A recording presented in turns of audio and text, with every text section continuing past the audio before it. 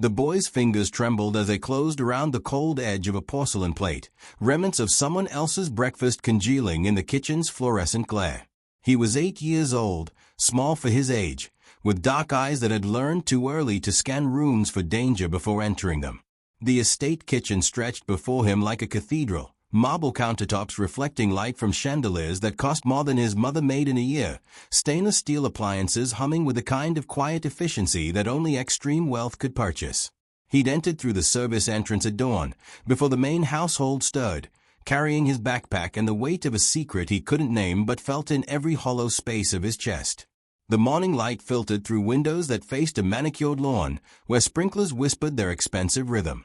He could smell coffee brewing in some distant room, the kind imported from islands he'd never heard of, mixed with the lingering scent of last night's dinner, something with truffle oil and herbs his mother would never be able to afford. His stomach twisted. The plate held scrambled eggs gone rubbery with cold, half a piece of toast with one bite missing, a strip of bacon with teeth marks pressed into its edge. Someone's leftovers. Someone's discarded breakfast. He lifted a fork from the counter, wiped it on his worn jeans, and began to eat standing up, the way invisible people do. He'd been coming here for 3 weeks now, slipping through the service door his mother left unlocked, timing his arrival for those quiet minutes between the night shift ending and the day staff arriving. His mother worked as the head housekeeper, a title that sounded important until you understood it meant she cleaned toilets for people who owned 4 of them per floor. She'd been here 5 years, ever since his father disappeared into the kind of absence that left no forwarding address, just debt and the echo of doors slamming.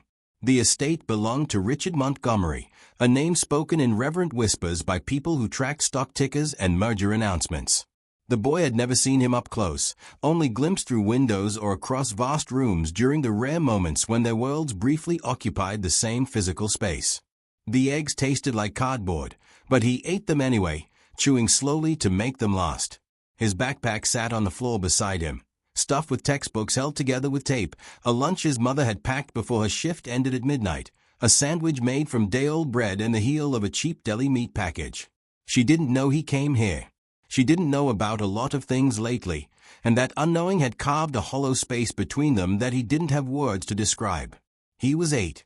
8-year-olds shouldn't have to carry the weight of adult silences, but poverty made children old before their time, teaching lessons in invisibility and hunger that no classroom could compete with.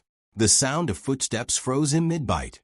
Not the soft shuffle of service staff in comfortable shoes, but the sharp click of expensive leather on imported tile.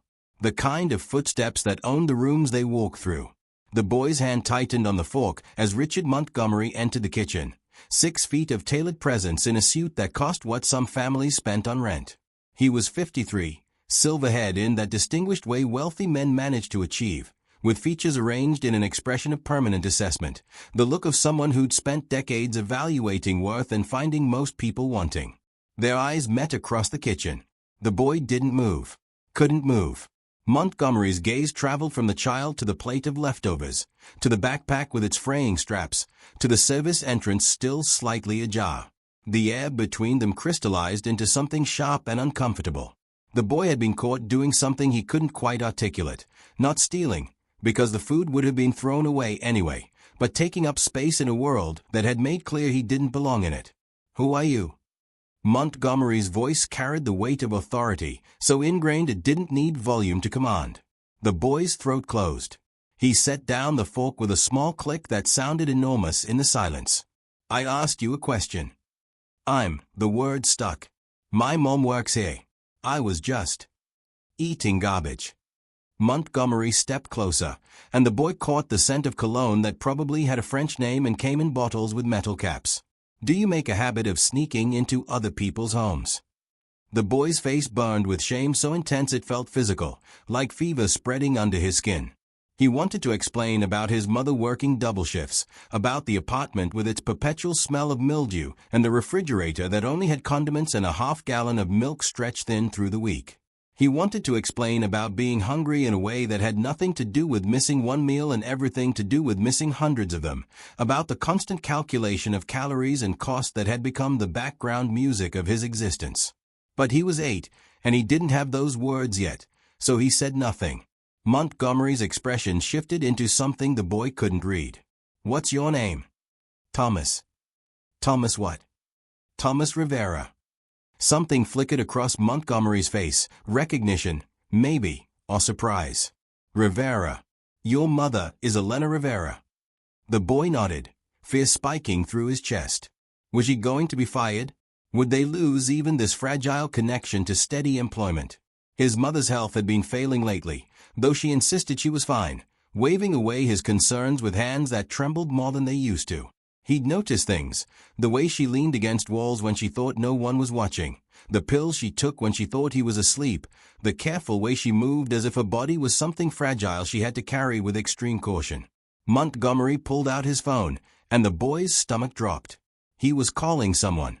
Security, probably. Or his mother. Either option felt catastrophic. But Montgomery didn't dial. Instead, he set the phone on the counter and studied the boy with an intensity that felt like being dissected.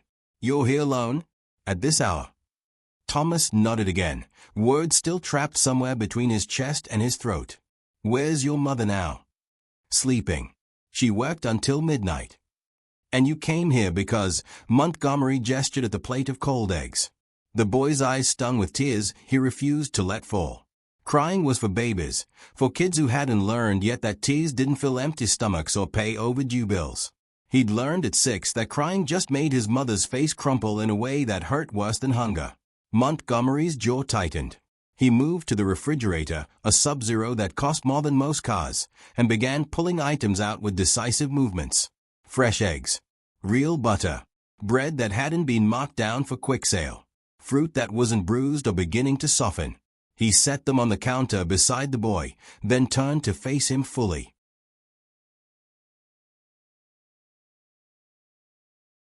Here's what's going to happen, Montgomery said. And his tone had shifted into something the boy couldn't identify, not quite kindness, but not cruelty either. I'm going to ask you some questions. You're going to answer them honestly. And then we're going to figure out why an 8-year-old is eating leftovers in my kitchen at 6 in the morning. Thomas swallowed hard. Are you going to fire my mom? That depends entirely on what you tell me next. The boy's hands clenched into fists at his sides. He thought about his mother's face, about the careful way she never complained, about the nights he'd heard her crying in the bathroom with the water running to cover the sound.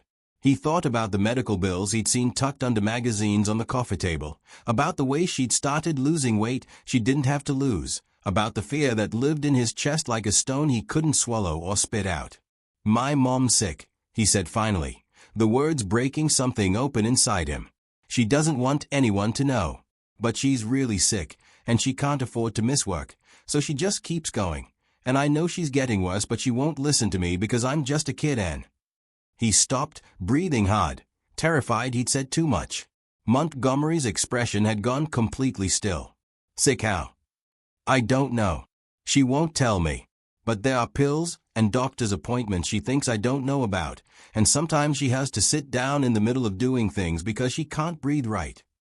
The silence that followed felt heavy enough to crush bone. Montgomery picked up his phone again, and this time he did dial, pressing it to his ear while keeping his eyes on Thomas. James? I need you to do something for me. Quietly. A pause. Pull the employment file for Elena Rivera. I want to know everything, insurance status, medical history if we have it, any requests for leave or schedule changes in the past 6 months. Another pause. No. This isn't a termination inquiry. Just get me the file. And James? Not a word to anyone. He ended the call and set the phone down with careful precision. When he looked at the boy again, something had shifted in his expression, a crack in the armor of assessment, revealing something underneath that might have been anger or might have been something else entirely. How long has your mother been hiding this? I don't know. Months, maybe. Montgomery nodded slowly, and the boy watched him process information with a kind of rapid calculation that had probably built his fortune. Then, without warning, he pulled out a chair at the kitchen island and gestured for Thomas to sit. Sit down. We're going to have breakfast. A real one. And while we eat, you're going to tell me everything. Thomas hesitated, every instinct screaming that this was wrong, That people like him didn't sit at counters in kitchens like this, didn't eat real breakfast with billionaires who could destroy his mother's life with a phone call. But Montgomery's expression had shifted into something that looked almost human, and the boy was so tired of carrying secrets that felt too heavy for his small frame. He sat down. Montgomery began cooking with an efficiency that surprised the boy, cracking eggs into a bowl, whisking them with practiced movements, melting butter in a pan. The smell of real food cooking filled the kitchen, and Thomas's stomach twisted with want so intense it hurt. "Tell me about your mother," Montgomery said, his back to the boy as he worked at the stove. "When did you first notice something was wrong?" And so Thomas began to talk, the words spilling out in a rush he couldn't control. He told Montgomery about the pills hidden in the medicine cabinet, about the medical bills that kept arriving in envelopes his mother shoved into drawers unopened, about the nights she came home so exhausted she could barely walk. He told him about the way she'd started losing her breath climbing stairs, about the bruises that had peed on her arms for no reason, about the fear that lived in the boy's chest every single day that he'd come home from school and find her collapsed on the floor. Montgomery listened without interrupting, plating eggs and toast and fruit with hands that moved with surprising gentleness. He set the plate in front of Thomas, real food, hot and plentiful, the kind of breakfast the boy had only seen in commercials for restaurants they could never afford to visit. "Eat," Montgomery said, and his voice had gone soft enough that Thomas almost didn't recognize it. "And then tell me what your mother has been hiding." Thomas picked up his fork with shaking hands and began to eat. The eggs were perfect, fluffy and rich with butter, seasoned with salt that actually had flavor instead of just chemical sharpness. The toast was warm, the butter melting into it, the fruit fresh and sweet. He ate slowly, trying to make it last, trying to memorize the taste of food that hadn't been discounted or stretched or rationed. Between bites, he told Montgomery the rest. About the hospital paperwork he'd found in his mother's purse when she'd sent him to get her keys. About the word he'd seen on one of the forms, oncology, which he'd looked up at the library during lunch period. About the way his mother had smiled when he'd asked what the paper meant, that bright fake smile adults used when they were lying to children they thought weren't old enough to handle truth. "She has cancer," Thomas said, and speaking the word aloud made it real in a way it hadn't been before. "I think she has cancer, and she's not getting treatment because she can't afford it, and she's too scared to tell anyone because she'll lose her job, and if she loses her job we'll lose our apartment, and—" His voice broke. The fork clattered against the plate. Montgomery reached across the counter and gripped the boy's shoulder with a hand that felt steady enough to hold up the world. "Listen to me very carefully, Thomas. Your mother is not going to lose her job. She's not going to lose her insurance. And she's not going to die because she was too afraid to ask for help." The boy looked up at him, tears finally spilling over despite his best efforts to hold them back. "How do you know?" "Because I'm going to make sure of it. Starting right now." Montgomery pulled out his phone again and made another call, this one longer, his voice crisp with authority as he spoke to someone about medical leave and insurance coverage and appointments with specialists whose names Thomas didn't recognize. When he finished, he looked at the boy with an expression that had transformed completely from the cold assessment of minutes ago. "Here's what's going to happen. Your mother is going to take medical leave, fully paid, starting immediately. She's going to see the best doctors I can find. And you," he paused, studying the boy's face with that same intense focus, "you're going to stop sneaking into my kitchen to eat garbage. If you're hungry, you tell someone. If you need help, you ask for it. Understood?" Thomas nodded, unable to speak past the knot in his throat. "Good. Now finish your breakfast. And then we're going to go wake up your mother and have a conversation she's been avoiding for far too long." The boy ate in silence, each bite tasting like hope and terror mixed together. He didn't know if Montgomery was serious, didn't know if wealthy men kept promises made to 8-year-olds in dawnlit kitchens. But for the first time in months, the weight in his chest felt lighter, as if someone had finally offered to help carry what he'd been holding alone. Somewhere in the house, a clock chimed the hour. The day staff would be arriving soon, filling the mansion with the sounds of service and routine. But in this moment, in this kitchen, a billionaire and a boy sat across from each other, connected by truths spoken and promises made, the distance between their worlds suddenly not quite as vast as it had seemed in the darkness before dawn. Asterisk if you're watching from somewhere right now, drop a comment and let me know where you are. Stories like this remind us that we all connected, no matter how different our circumstances might seem. Asterisk. Elena Rivera's apartment was a 40-minute drive from the estate, located in a neighborhood where chain-link fences outnumbered trees and the sound of sirens formed a constant background hum. Montgomery's car, a black Mercedes that drew stares as it passed, pulled up outside a building with peeling paint and a front entrance that required 3 different keys to unlock. Thomas sat in the back seat, his breakfast sitting heavy in his stomach, transforming from comfort to anxiety as they climbed the narrow stairs to the 3rd floor. His mother would be furious, or terrified, or both. He'd broken the unspoken rule of their survival: never let anyone see how bad things really were. The apartment smelled like industrial cleaning products, the kind Elena brought home from work because they were free, because spending money on proper supplies for their own home felt impossibly wasteful when every dollar had to stretch until it screamed. 2 rooms carved from what had once been a larger space, with walls so thin you could hear the neighbor's television through the plaster. Montgomery's presence made the space feel even smaller, his expensive suit and polished shoes a jarring contrast against the patched linoleum and second-hand furniture held together with duct tape and determination. Elena was asleep on the couch, still in her work uniform, gray slacks and a white polo shirt with the estate's logo embroidered over her heart. She'd collapsed there after her shift, too exhausted to make it to her bedroom. In the morning light streaming through windows that didn't quite close all the way, Thomas could see what he'd been trying not to see for months. His mother was dying. The truth of it was written in the gray pallor of her skin, the way her uniform hung loose on a frame that had lost too much weight, the dark circles under her eyes that looked like bruises. She was 34 years old and looked 50, worn down by poverty and pride and a disease she'd been fighting alone. Montgomery stood in the doorway, taking in the apartment with an expression Thomas couldn't read. Not disgust, exactly, but something harder, the look of someone confronting a reality they'd been able to ignore until it was placed directly in their path. The boy watched him catalog details.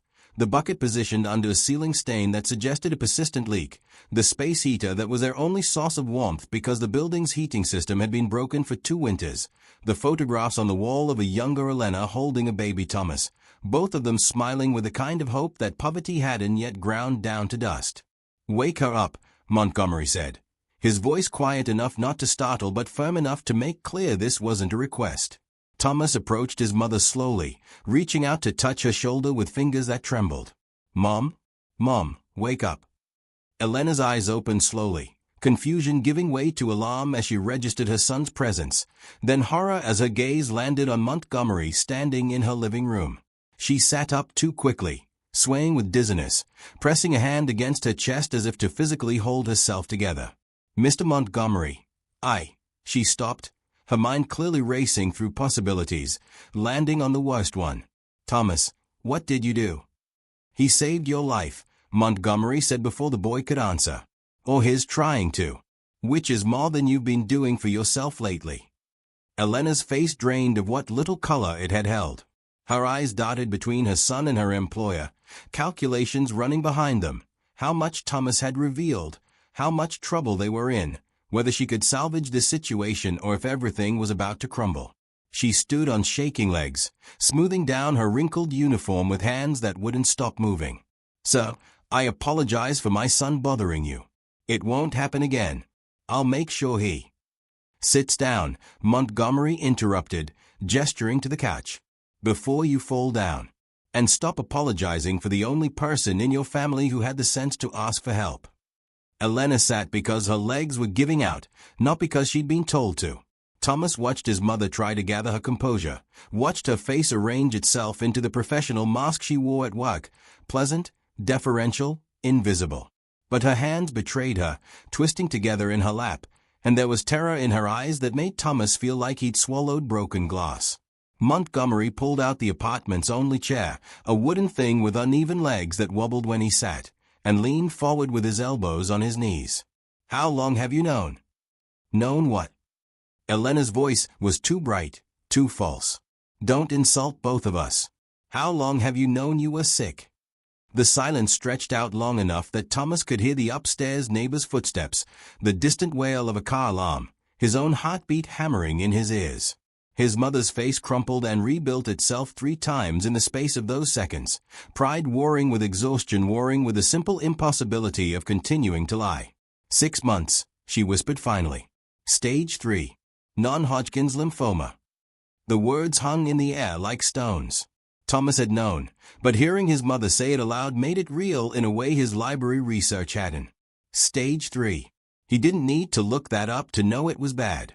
You didn't hide Stage 1. You hid Stage 3 because you knew what it meant, what it would cost, what it would take from the people who depended on you. And treatment. Montgomery's voice had gone very quiet, the kind of quiet that meant he was controlling something that wanted to be loud. I can't afford it. Elena's words came out flat, stripped of emotion because emotion would break her, and she couldn't afford that either. The insurance through work covers some things, but the copay for chemotherapy, the medications, the time off I'd need, I did the math. I can't do it and keep a roof over my son's head. So I chose the roof. You chose to die.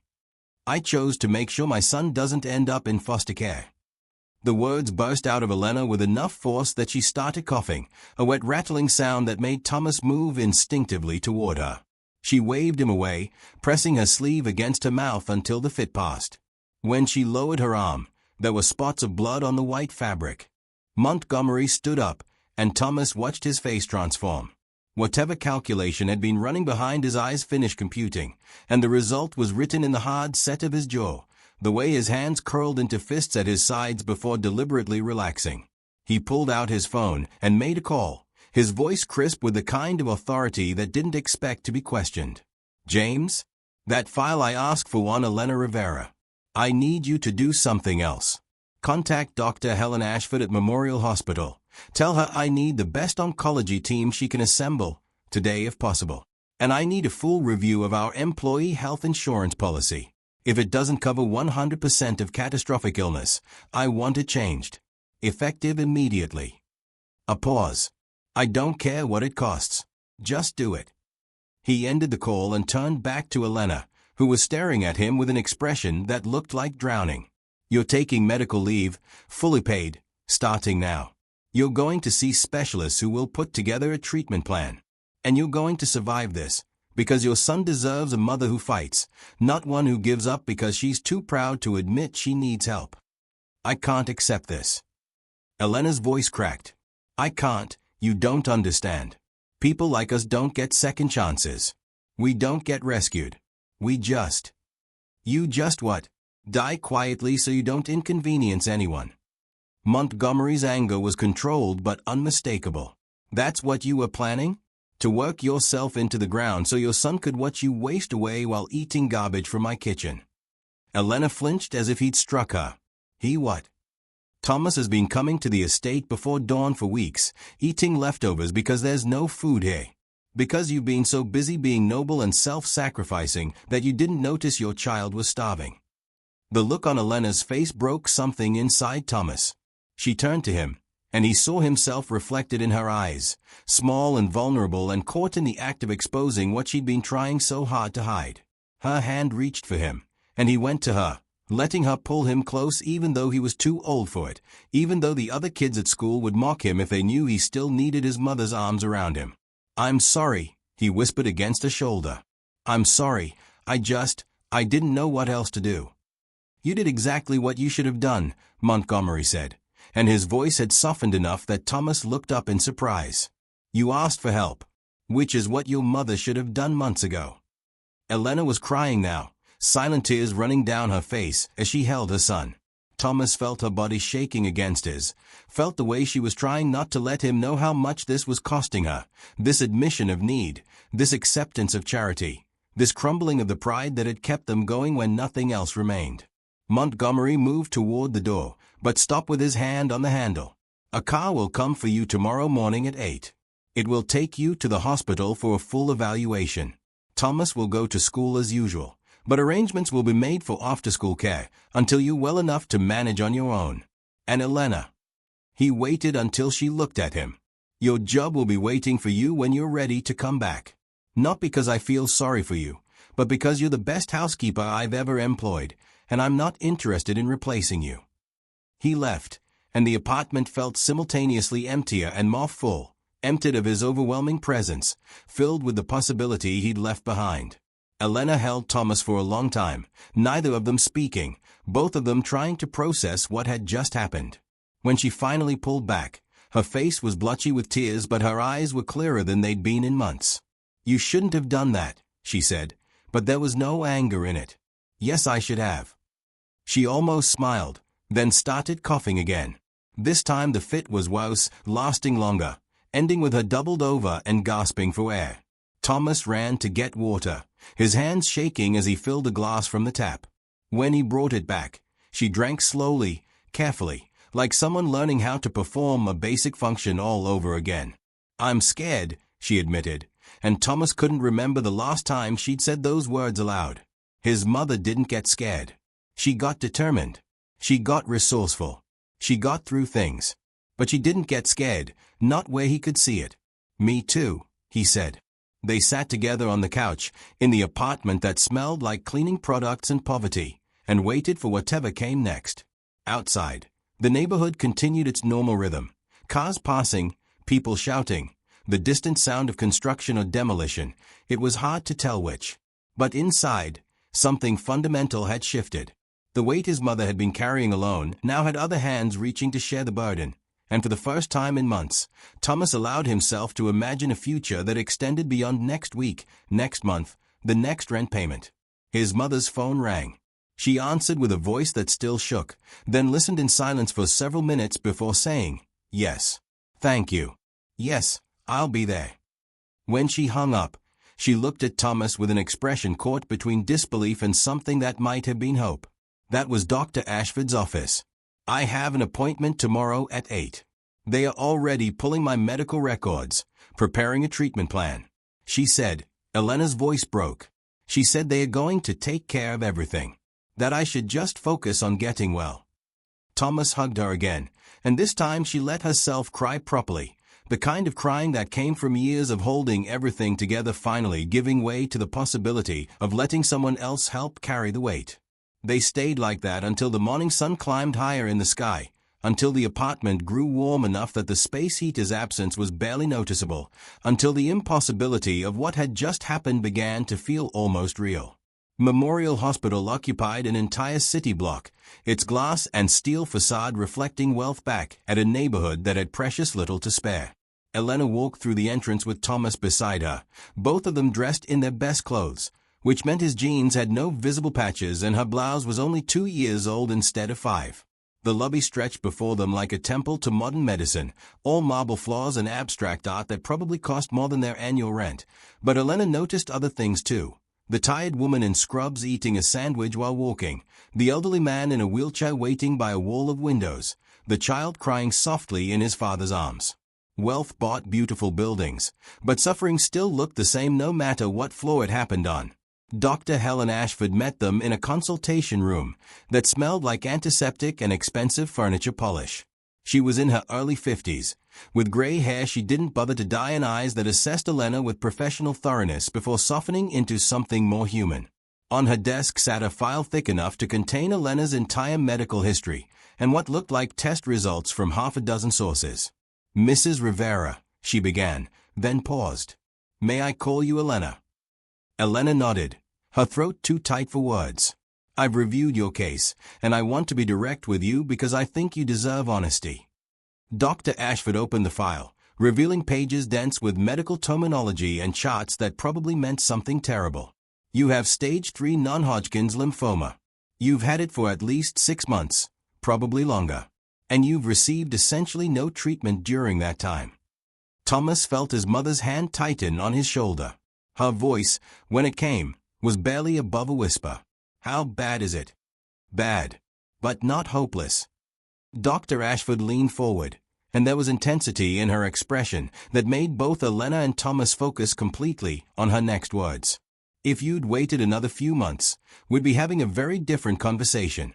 As it is, you're going to need aggressive treatment, chemotherapy, possibly radiation, maybe a stem cell transplant depending on how you respond. It's going to be difficult. You're going to feel worse before you feel better. But Elena, you have a real chance of beating this." Elena's eyes filled with tears. I can't afford. That's been handled. Dr. Ashford's voice was gentle but firm. I don't know what arrangement you have with Mr. Montgomery, and frankly it's none of my business. What matters is that cost is not going to be a factor in your treatment. My job is to make you well. Your job is to let me. The silence that followed felt heavy with the weight of choices that had already been made, paths that had already been chosen. Elena looked down at Thomas, and he watched her face cycle through emotions too complex for him to name.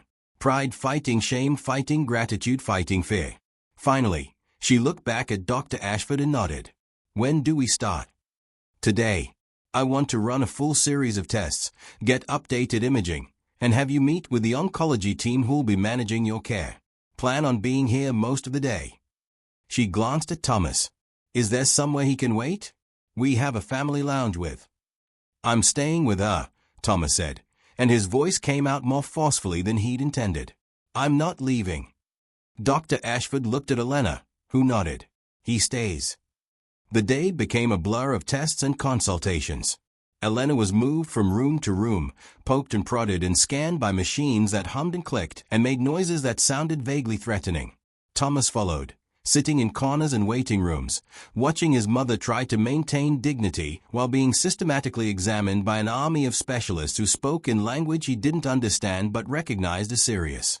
Between appointments, they sat together in silence, Elena's hand in his, both of them trying to process the enormity of what was happening. It was during one of these waiting periods that Montgomery appeared. He entered the family lounge without fanfare, dressed more casually than Thomas had ever seen him, dark jeans and a sweater that probably still cost more than most people's monthly salary, but at least he wasn't wearing a suit. He spotted them in the corner and approached with careful deliberation, as if afraid sudden movements might spook them. How's it going? He asked, directing the question at Elena. They are very thorough, she managed. Her voice was hoarse from hours of talking to doctors, answering questions about symptoms she'd been ignoring for months. Montgomery sat down across from them, and Thomas noticed the way his mother tensed, not with fear, exactly, but with the discomfort of owing someone more than you could ever repay.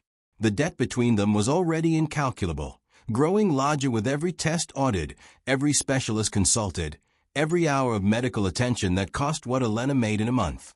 I want you to understand something, Montgomery said, and his voice was quiet enough that Thomas had to lean forward to hear. This isn't charity. This is me correcting a failure in my own system. I employ 40 people directly at the estate, another 100 through various businesses. And apparently, I've been so busy building wealth that I didn't notice when one of them was literally dying because our health insurance was inadequate. It's not your fault, Elena started. It absolutely is my fault. I sign off on those policies. I make decisions about what we can afford to provide. And clearly, I've been making the wrong ones. He paused, and something that might have been shame crossed his face. Your son shouldn't have had to stage an intervention at 8 years old because the adults around him failed to notice he was eating leftovers in my kitchen at dawn. Elena's face crumpled. I didn't know. I swear I didn't know he was. I know. Because you were too busy working yourself to death to keep a roof over his head.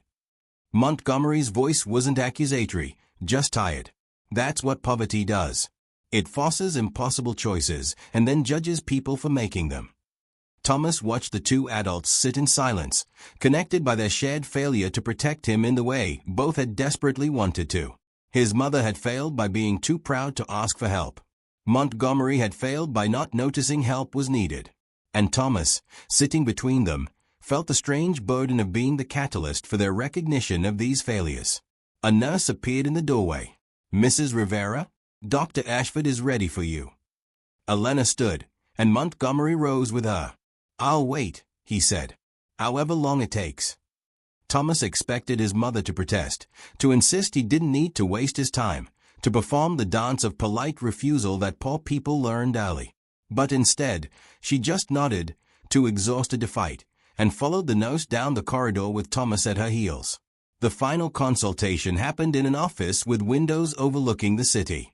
Dr. Ashford sat behind a desk with 3 other specialists flanking her, doctors whose credentials Thomas couldn't process, but whose serious expressions told him everything he needed to know.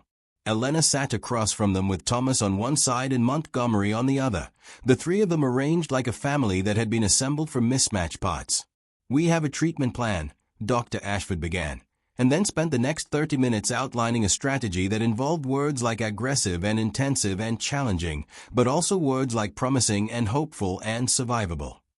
Thomas listened to his mother's cancer being reduced to protocols and percentages, watched her face as she tried to absorb information about her own mortality delivered in clinical language that stripped away emotion in favor of statistical probability. When Dr. Ashford finished, Elena sat very still. "What are my chances?" "With treatment, 60 to 70% 5U survival rate. Without treatment." Dr. Ashford's expression hardened. "You'd be dead in 6 months. Maybe less." The bluntness of it hit Thomas like a physical blow. 6 months. His mother had been planning to die in 6 months, had made peace with it, had been prepared to leave him alone in the world rather than accept help she thought she didn't deserve. The rage that swept through him was so sudden and intense he had to close his eyes against it. Montgomery's hand landed on his shoulder, steady and warm.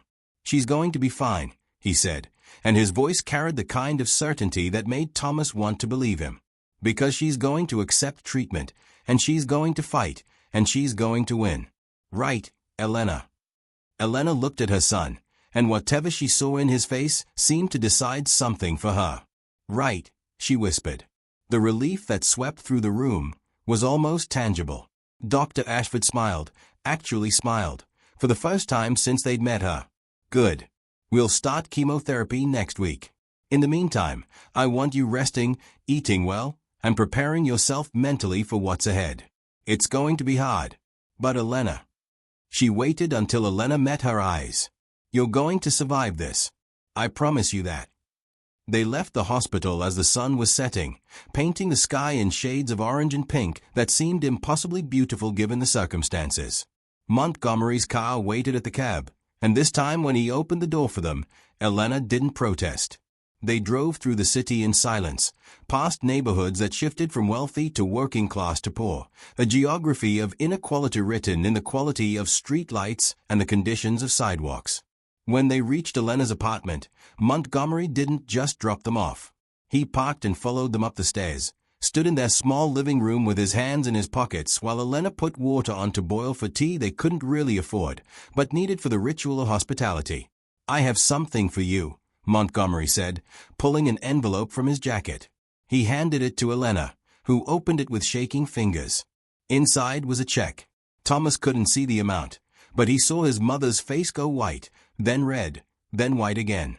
She looked up at Montgomery with an expression that might have been anger or might have been something else entirely. "I can't. It's not a gift.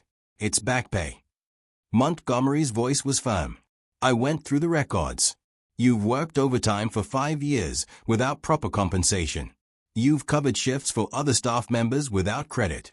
You've been systematically underpaid, and I'm correcting that. It's what you're owed, Elena. Not charity. What you're owed." Thomas watched his mother's face as she processed this, watched her try to find a way to refuse that wouldn't insult the man who'd just saved her life.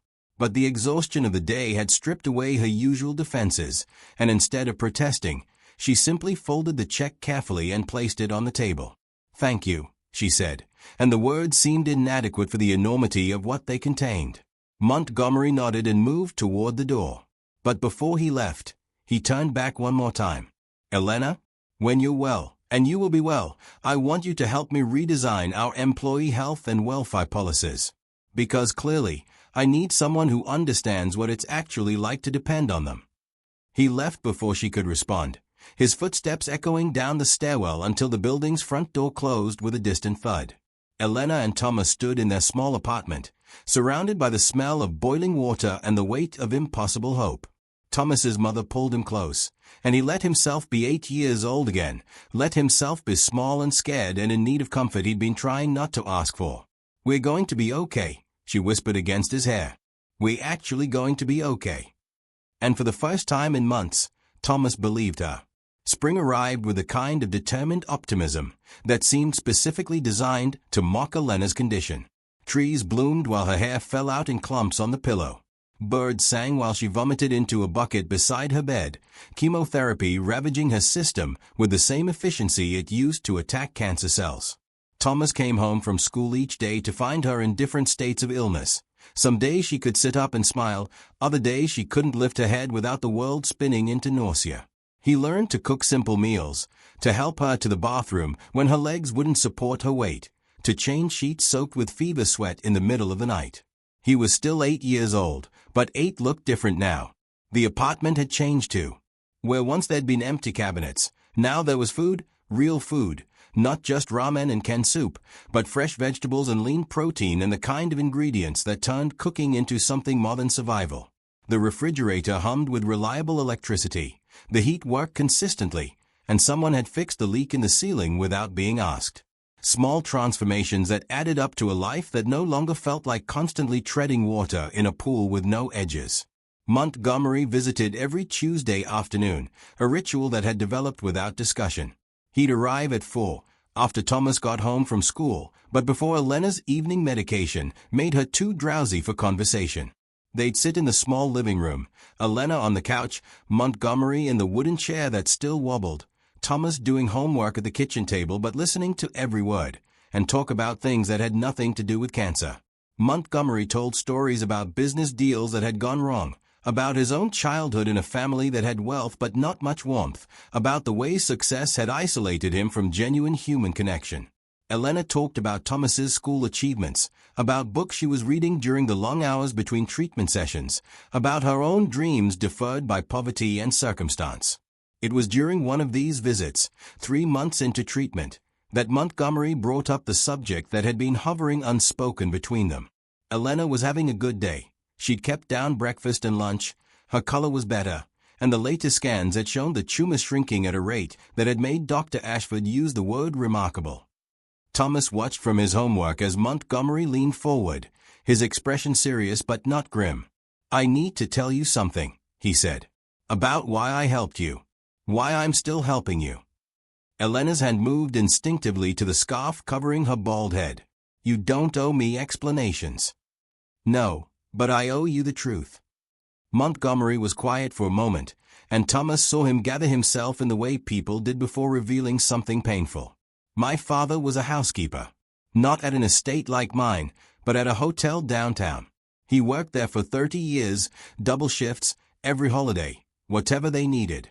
And when he got sick, lung cancer, from smoking but also from years of exposure to cleaning chemicals, the hotel's insurance covered almost nothing. He died 6 weeks after diagnosis because he couldn't afford treatment."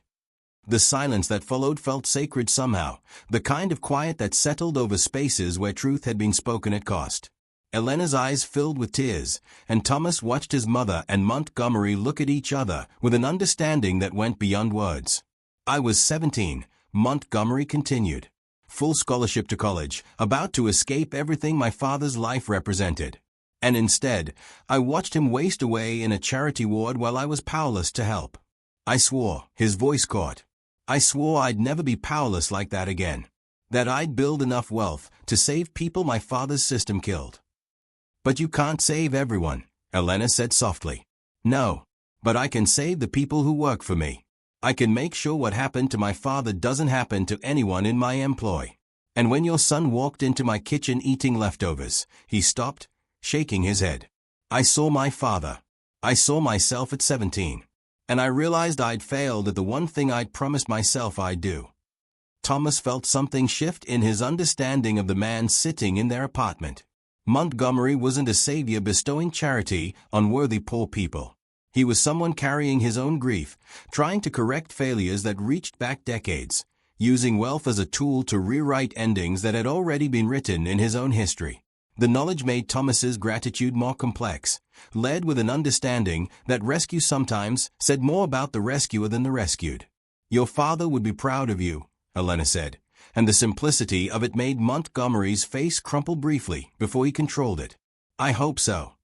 He cleared his throat, shifting back to the present. "Speaking of which, I need your help with something. I meant what I said about redesigning our employee policies. I've been working with HR and legal, but they don't understand what actually matters. They think in terms of compliance and liability, not in terms of real human needs. I need someone who's lived it. Elena laughed, a sound Thomas hadn't heard in months. I'm not qualified to. You're the only person who's qualified. You've survived what our current system almost killed you with. That makes you exactly the expert I need. He pulled out a folder, and Thomas recognized the gesture from months ago in the hospital. Montgomery preparing to change someone's life with paperwork and determination. I'm creating a new position. Director of Employee Welfare. Full-time, salaried, with actual power to make changes. And I want you to take it when you're ready. Thomas watched his mother process the offer, saw a cycle through disbelief and suspicion and hope before landing somewhere in the territory of cautious possibility. I've been a housekeeper for 20 years. I don't have a degree. I don't have business experience. I don't. You have something better. You have perspective that no MBA program can teach. You know what it's like to work 3 jobs to keep food on the table. You know what it's like to choose between medication and rent. You know what holes exist in systems designed by people who've never had to depend on them. Montgomery set the folder on the coffee table between them. Think about it. No pressure. But Elena, I'm serious about this. I need you. The people who work for me need you. After he left, Elena sat with the folder unopened in her lap, staring at nothing. Thomas finished his homework in silence, giving her space to think.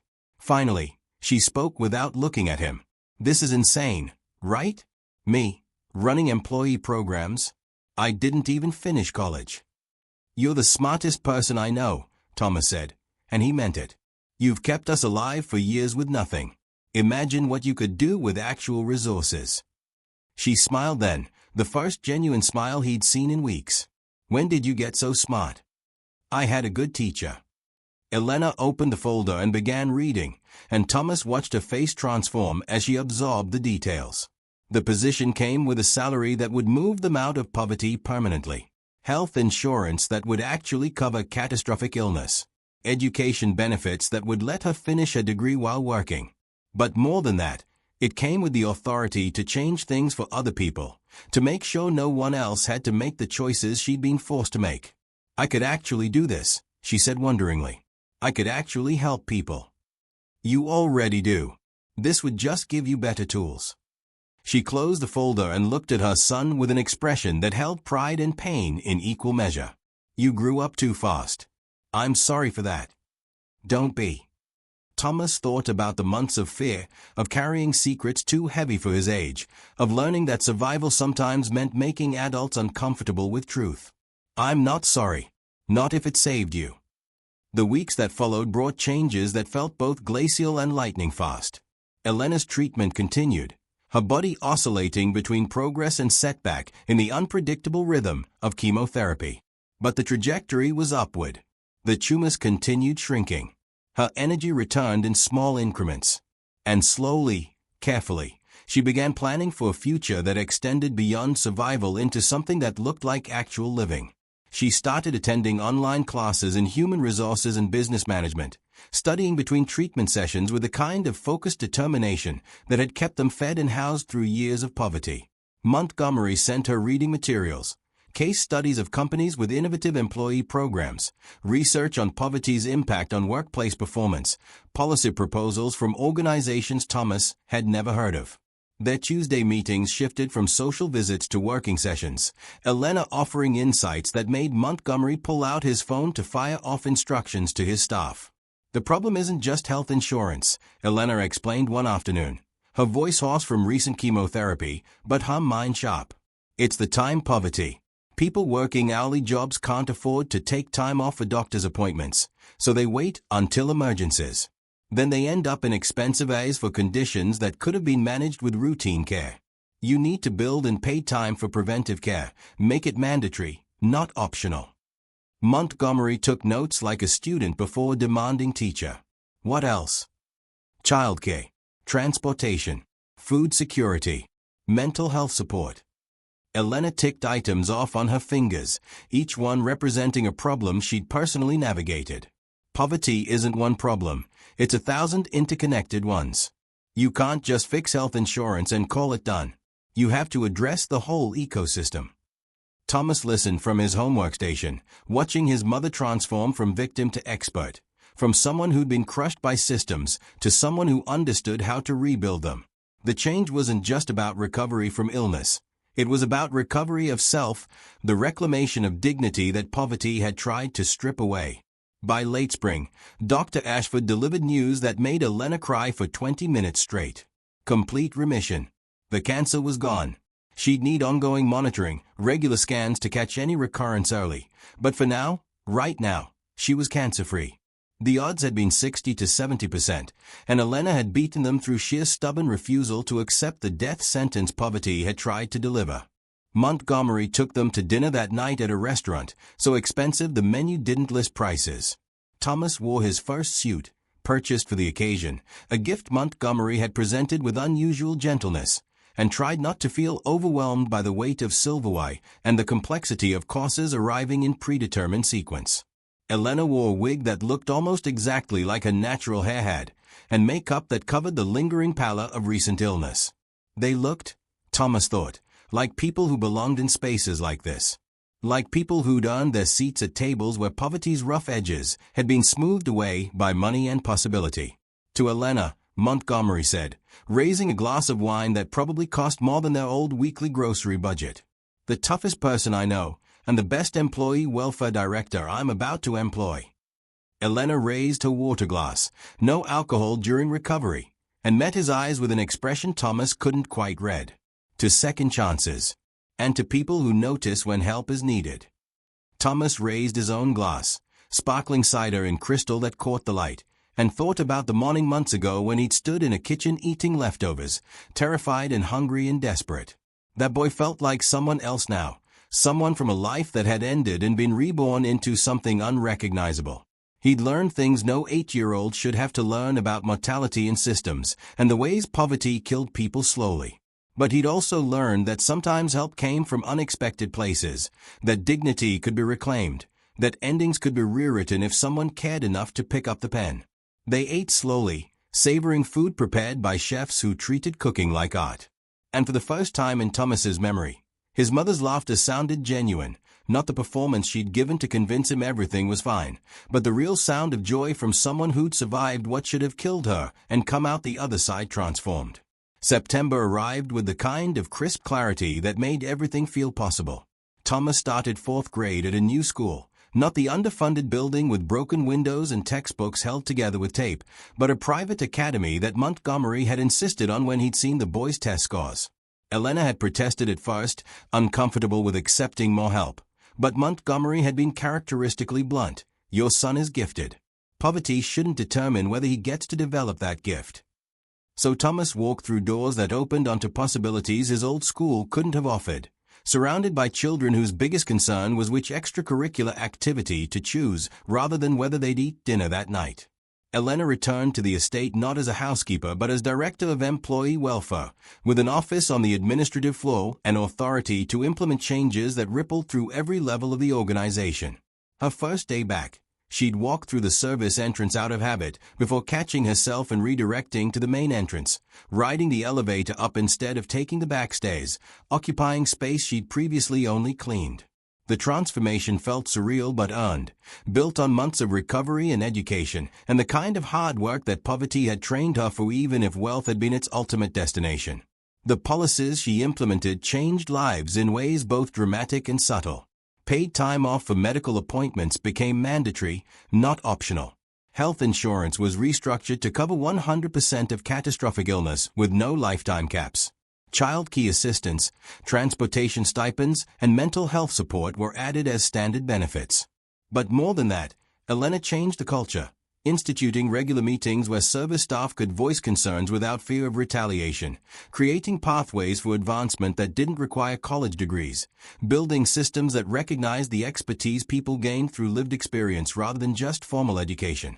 6 months into her new role, Montgomery called her into his office with an expression that suggested either very good or very bad news. Thomas had come with her. It was a Saturday, and she'd been catching up on work while he did homework in her office down the hall. Now they sat across from Montgomery's desk, and Thomas noticed how different this felt from their first encounter in the kitchen. They weren't supplicants anymore. They were colleagues. Family, almost, bound by shared history and the intimacy of survival. "I need to tell you something," Montgomery began, and Thomas felt his stomach tighten with old instincts that still expected disaster. "About that morning Thomas came into my kitchen. I haven't been entirely honest about why I reacted the way I did." Elena leaned forward, her expression guarded. "What do you mean?" "My father's name was James Rivera. He died 30 years ago in a charity ward, unable to afford treatment for cancer. And the hotel where he worked." Montgomery paused, and something that looked like pain crossed his face. "It was owned by my grandfather. The man paid my father poverty wages for 30 years, denied him adequate health insurance, and let him die rather than spend money on treatment. And his voice caught. I never knew.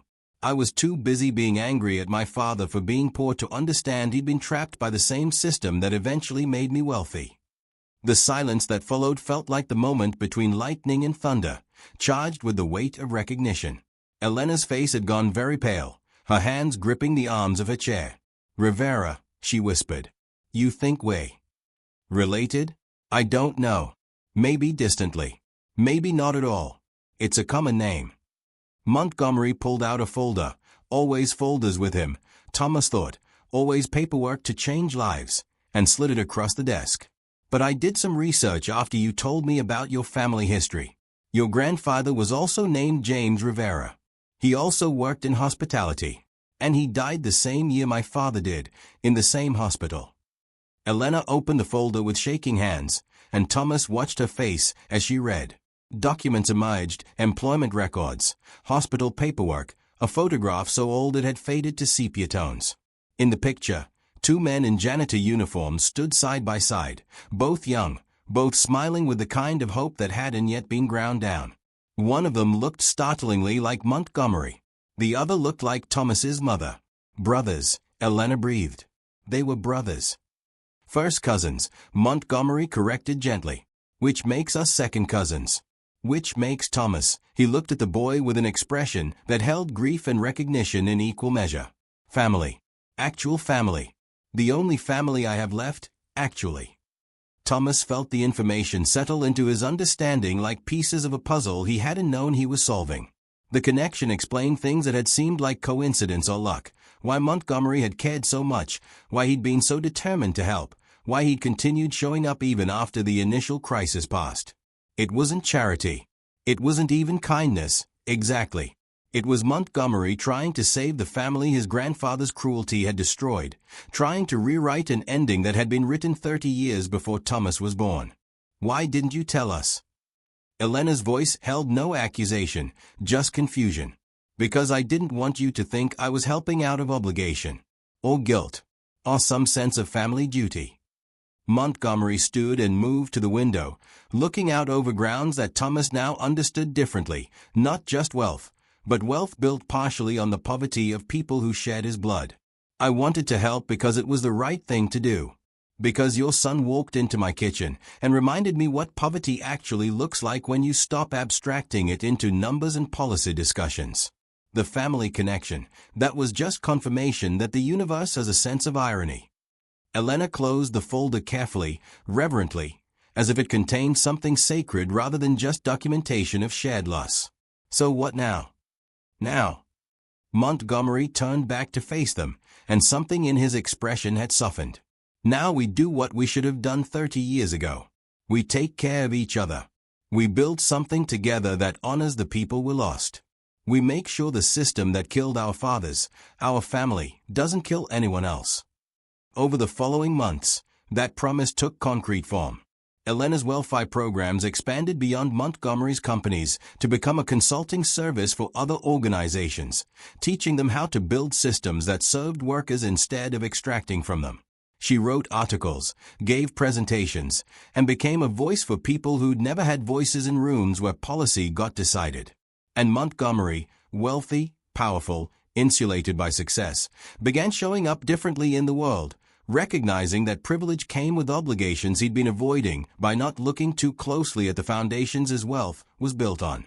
Thomas watched it all from his new school, getting an education that opened doors but never letting him forget where he'd come from. He excelled in classes taught by teachers who cared, made friends with children who'd never known hunger, and carried within him the knowledge of both worlds, the one he'd left and the one he now occupied.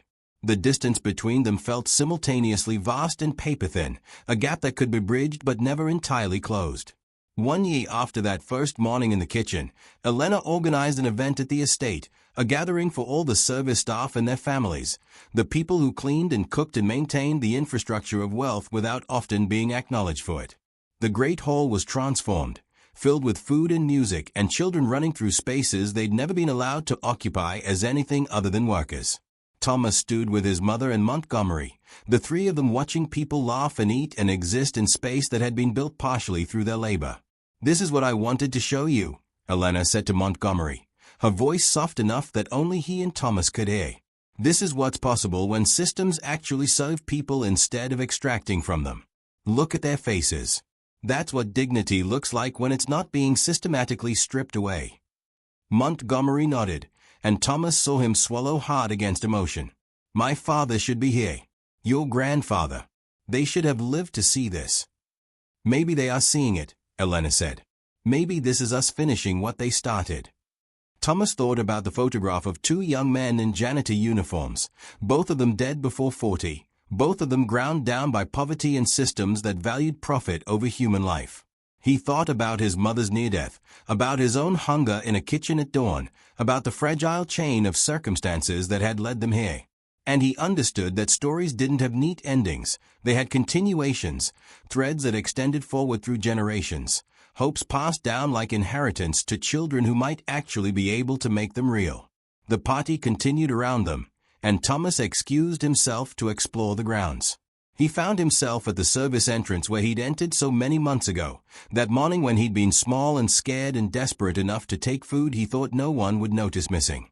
The door was propped open now, letting in evening air, and through it he could see the kitchen, transformed from a space of desperation into just a room, neutral and ordinary, its power to terrify stripped away by time and transformation. A young girl approached him, maybe 6 years old, dressed in clothes that had been washed too many times and mended with visible thread. She was the daughter of one of the housekeeping staff, and Thomas recognized the hunger in her eyes, not for food, but for something she couldn't name, something that looked like the distance between where she stood and where she wanted to be. "Hi," she said shyly. "You're Thomas, right? Elena's son." He nodded. "What's your name?" "Maria. My mom works here. She cleans the upstairs bathrooms." She said it with a mixture of pride and shame that Thomas understood completely, proud that her mother had steady work, ashamed of what that work was.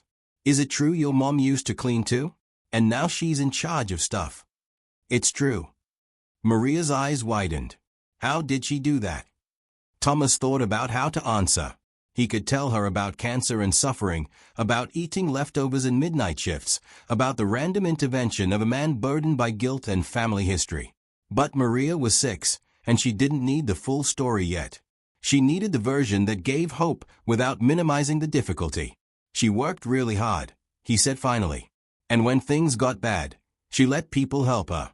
And she never forgot what it felt like to struggle. So when she got the chance to make things better, she knew exactly what needed changing." "Could I do that someday? Could I be like her?" Thomas looked at this child who reminded him of himself a year ago, small and hungry and carrying dreams too big for her circumstances to easily accommodate. He thought about the systems Elena was building, the pathways Montgomery was funding, the possibilities that were opening for children who'd been born on the wrong side of wealth's divide. "Yeah," he said, and meant it. "You could definitely do that. And it'll probably be easier for you than it was for her, because she's making it easier. That's the whole point." Maria smiled, and Thomas watched her run back to her mother with the kind of hope that poverty tried to extinguish but never quite managed to kill completely. He stood in the doorway between service entrance and estate proper, between the world he'd come from and the world he now occupied, and understood that he would spend his life standing in exactly this spot, 1 foot in each world, able to translate between them, responsible for making sure the distance between them continued to shrink. His mother found him there, Elena arriving with Montgomery beside her, both of them looking tired but satisfied. They stood together in silence, watching the party wind down, watching families gather children and leftovers, food given freely this time, not scavenged from plates, and begin the journey back to neighborhoods where wealth was still mostly theoretical. "You okay?" Elena asked, her hand finding Thomas's shoulder. "Yeah. Just thinking about how different everything is now." "Different good or different bad?" "Different complicated," he said honestly. "But mostly good." Montgomery laughed, the sound genuine. "That's probably the most accurate assessment of life I've ever heard. Different complicated, but mostly good." He looked at Elena with an expression that held gratitude and grief in equal measure. "Thank you for saving my life." Elena raised an eyebrow. "I think you have that backward." "No, I don't. You gave me purpose beyond accumulation. You reminded me what wealth is actually for. You." He stopped, emotion catching in his throat. "You're the family I thought I'd lost. Both of you. And that's worth more than anything I've built." They stood together as the sun set over the estate, three people connected by blood and circumstance, and the kind of transformation that only happens when systems crack open enough to let light through. The world outside the gates remained complicated, full of people struggling in the ways they'd once struggled, carrying burdens similar to the ones they'd carried. But here, in this space, they'd managed to build something different. Not perfect, not finished, but possible. And possibility, Thomas was learning, was the most valuable thing wealth could purchase, not for those who already had it, but for those who'd been systematically denied access to it. His mother had been saved by possibility, funded by guilt and family obligation. But she was now saving others through systems built on understanding and experience. The cycle was breaking. Slowly. Incompletely, but breaking nonetheless. As they walked back toward the great hall together, Thomas carrying knowledge that would shape his entire life, he understood that this was what second chances looked like when they were actually seized rather than just offered. Messy, complicated, built on the ruins of first chances that had failed spectacularly, but real, tangible, worth every moment of fear and suffering that had preceded them. The night deepened around the estate, and lights came on throughout the building. Expensive lights powered by reliable electricity, illuminating rooms where people were learning that their worth wasn't determined by their economic utility. And Thomas, 9 years old now, but carrying wisdom that should have taken decades to acquire, walked between the two adults who'd taught him the most important lesson poverty had to offer, that survival was good, but transformation was better. And the distance between them was measured not in money, but in people willing to notice when help was needed and courageous enough to actually provide it. Stories like this one spread through communities faster than news, carried by people who understood that worth could never be measured by appearance or circumstance alone. The video documenting Elena's transformation would be watched and shared by viewers from every state, every background, every walk of life, people who needed proof that systems could change, that poverty wasn't destiny, that dignity could be reclaimed even after it had been systematically stripped away. They would comment from their own kitchens and living rooms, would hit subscribe buttons hoping for more evidence that humanity still contained moments of profound connection, would check description boxes for similar tales that might restore their faith in the possibility of justice. And some of them, maybe not many, but some, would be inspired to notice the people serving them, cleaning for them, working invisibly around them. Would remember that every person contained depths invisible from the surface. Would choose to see, and in seeing, choose to change. The work continued long after this particular story reached its natural conclusion. Elena's programs expanded. Thomas's education progressed. Montgomery's wealth was redirected toward purposes that honored the family members it had been built on. And in apartments and trailers and houses across cities where poverty remained the dominant reality, children continued eating leftovers and carrying secrets and hoping for interventions that might never come. But some of them, not all, but some, would find their way to help. Some of them would encounter adults willing to notice and respond. Some of them would survive what should have killed them and transform into people who spent their lives making sure the next generation didn't have to make the same impossible choices. That was the real story, not the dramatic rescue or the revealed family connection or the transformation from poverty to purpose. The real story was what happened after, the slow, Difficult work of changing systems one policy at a time, of building dignity into the foundations rather than expecting it to emerge despite them, of recognizing that every person deserved not just survival but the possibility of flourishing. Thomas understood this as he grew older, as he moved through schools that opened doors previously locked, as he watched his mother become someone the world listened to rather than someone the world ignored.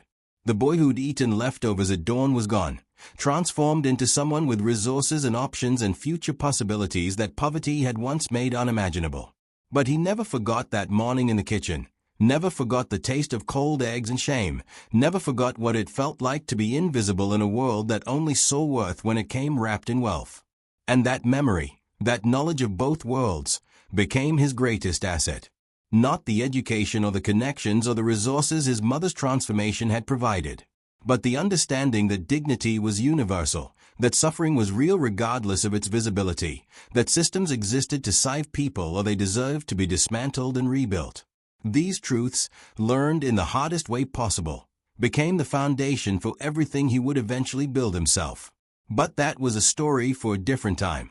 For now, on this evening as the party wound down and families departed and the estate settled into its nighttime quiet, Thomas was just a boy standing between two adults who'd taught him that rescue was possible, transformation was real, and family could be built from the broken pieces of what had been destroyed generations before. The moon rose over the grounds, casting silver light across manicured lawns and service entrances, across wealth and the work that maintained it, across the impossible distance between worlds that sometimes, rarely, but sometimes, could be crossed by people willing to see each other as fully human. That was enough for one story. That was more than enough. The rest would unfold in its own time, built on this foundation of recognition and response, of dignity acknowledged and systems rebuilt. The work was never finished, but it had been begun. And beginning, Thomas was learning, was often the hardest part. They walked back into the warmth of the estate together, leaving the September night to its own quiet rhythms, and Thomas carried with him the knowledge that would shape everything that followed, that worth was inherent, that help was sometimes possible, and that transformation began in the smallest moments: a boy eating leftovers, a billionaire paying attention, a woman fighting not just for survival, but for the chance to make sure others didn't have to fight quite so hard. These were the building blocks of change. Small, imperfect, but unmistakably real. And in the end, reality was all that mattered. Not the story people told themselves about the world, but the actual lived experience of moving through it, hungry or fed, seen or invisible, worthy or discarded. Elena had moved from one category to another through accident and intervention, and her own stubborn refusal to accept the death sentence poverty had tried to deliver.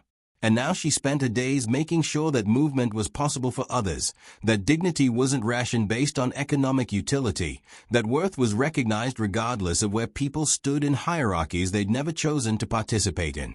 The lights stayed on late that night in the estate, illuminating conversations about policy and practice, about dreams deferred and possibilities emerging, about family found and family honored and family built deliberately through choice rather than accident of birth.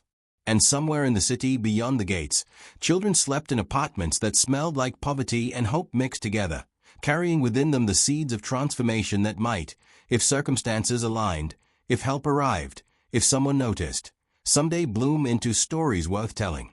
This was one of those stories.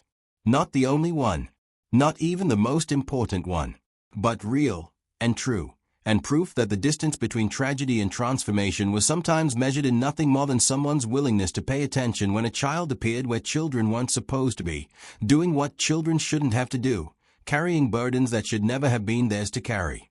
Thomas fell asleep that night in his own room, in their new apartment that didn't leak or smell like mildew, with textbooks on his desk that would help build a future his past had tried to make impossible. And he dreamed of kitchens and leftovers in the morning when everything changed, not because life was fair or justice was guaranteed, but because one person noticed and another person cared, and together they made transformation possible for a family that had been dying in plain sight. That was the story. That was the whole story. And it was enough.